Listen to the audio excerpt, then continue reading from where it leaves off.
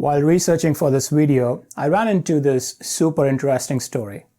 An 11-year-old boy bought 3 shares of City Services at $38 per share. He quickly sold the shares for $40 a pop, earning $6 in profit. A few months later, he saw the stock skyrocket to $200 a piece. That was the boy's first lesson about investing, patience, and thinking long-term. The boy I'm talking about is Warren Buffett. Now, I'm not Warren Buffett, but one thing I've learned over the years is starting early and having time work for you will take you a long way when it comes to investing. My son is 9 and I want to play my role and make him money smart. Of course, it is going to be a slow process, but starting early will give him a head start. Let's talk about investing for kids. By the way, I got vaccinated, so should you.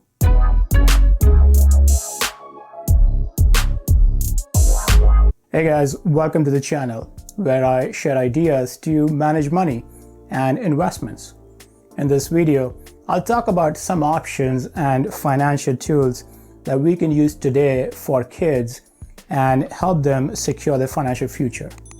I'll compare 4 common options and try to simplify when to pick one over the other.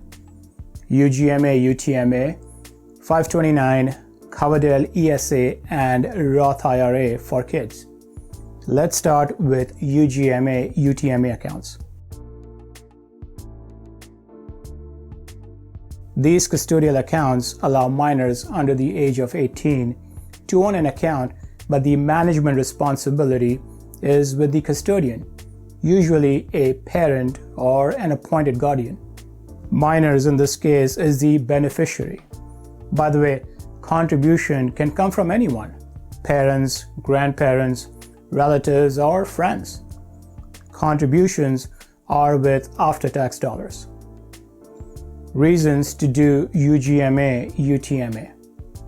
While people use this account to save for kids' education, it can be used for anything: education, first house, pay off student loan, travel, medical expenses, no restrictions. Typically, you get more investment options compared to a 529 account, and there is no income eligibility limit. Also, there is no limit to the amount you can put into UGMA, UTMA. Money contributed is considered gifts.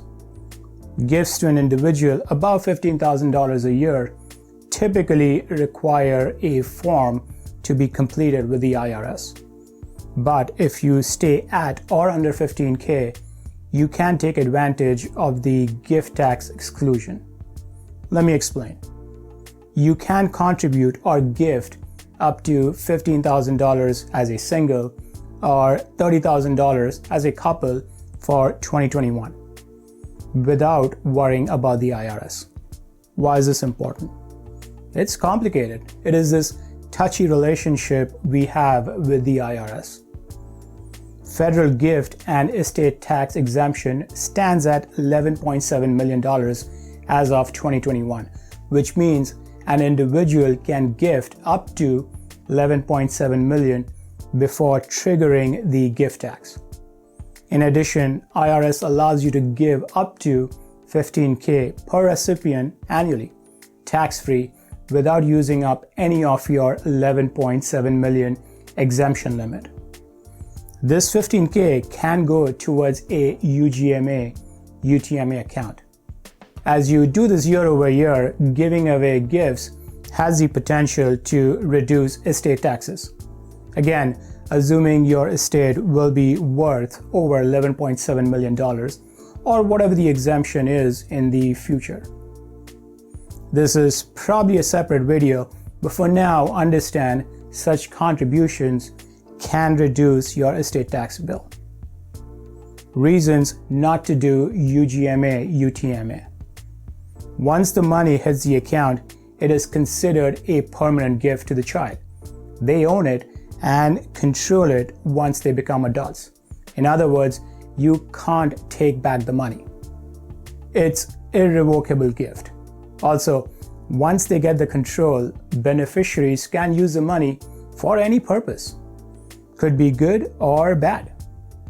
Money in this account is considered asset of the beneficiary. This can negatively impact financial aid when it comes to applying to college.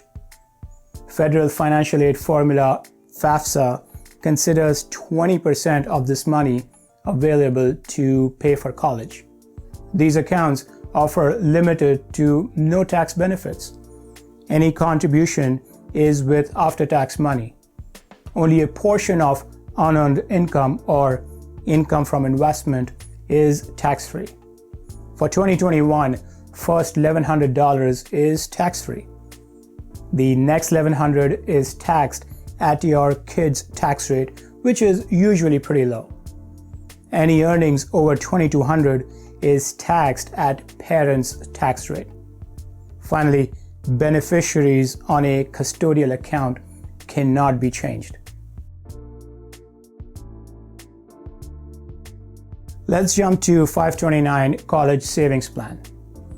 This one is mostly focused on education, offers parents a chance to make tax-advantaged contribution towards qualified tuition program. There may be taxes and penalties due if money is used for other purposes. Reasons to do 529. 529 savings plan are tax-advantaged and earnings can potentially grow tax-deferred.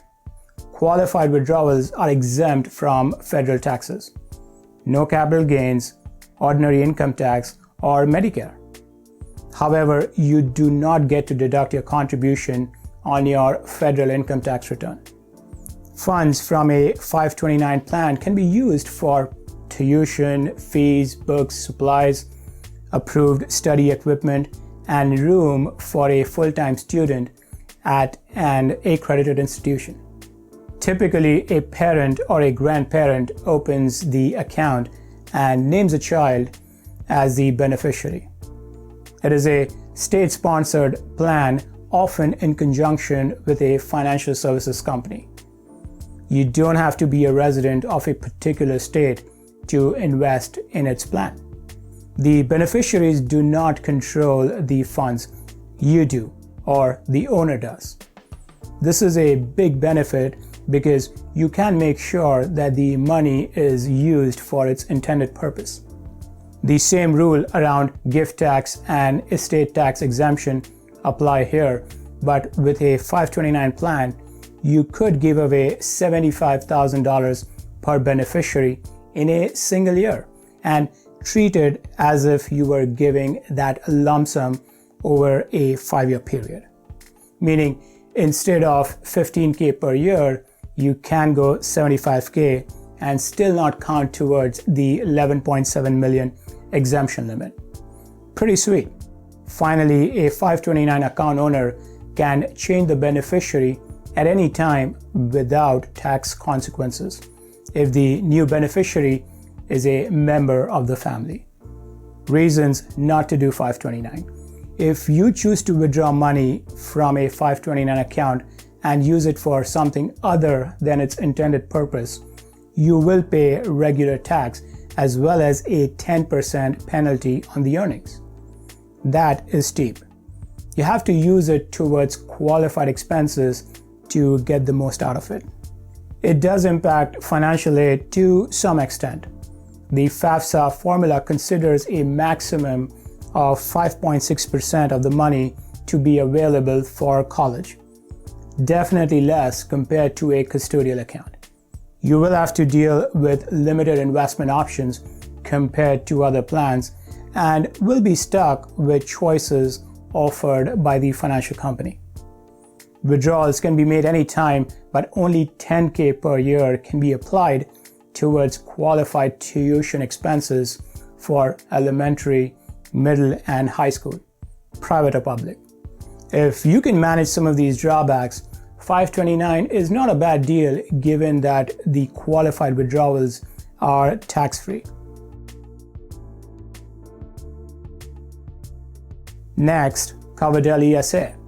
The Coverdell ESA is also a custodial education savings account.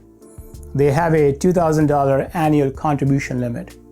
There is also an income cap which can limit who can contribute to one of these accounts. Reasons to do ESA.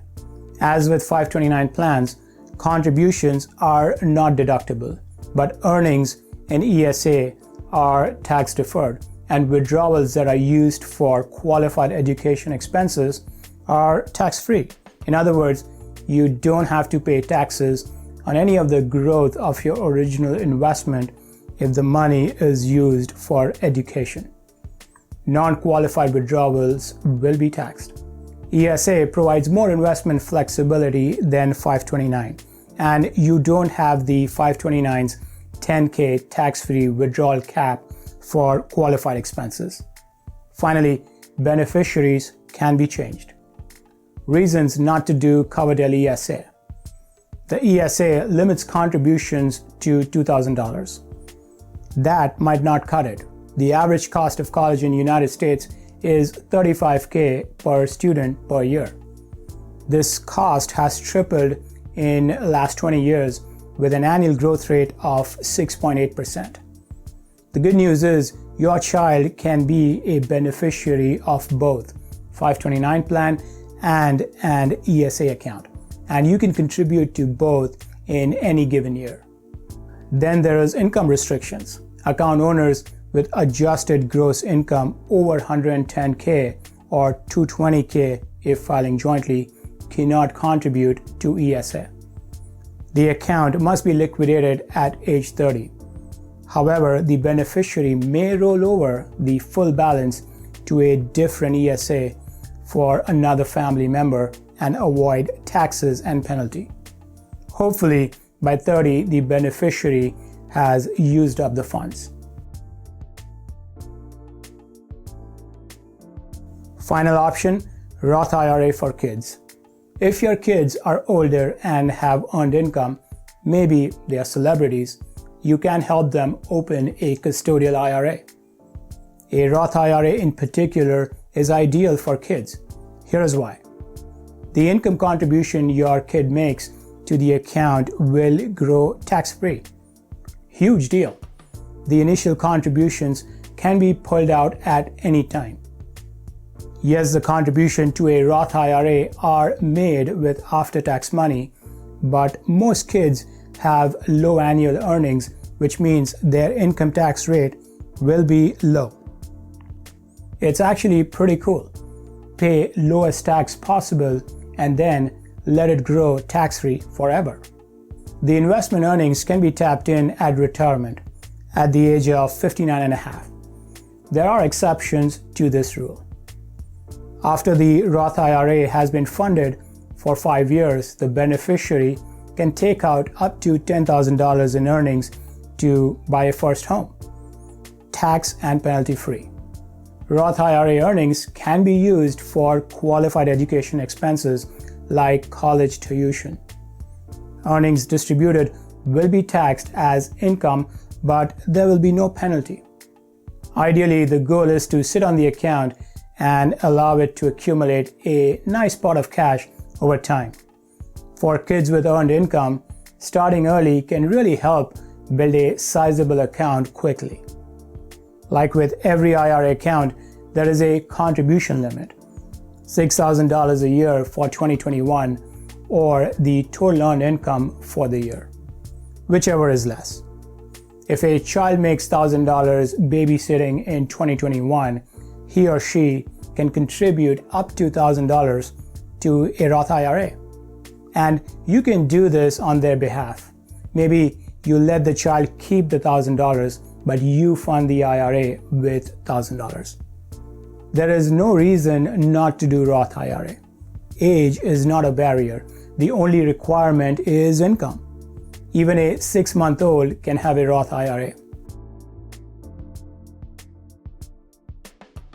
With all these options, which one should you pick?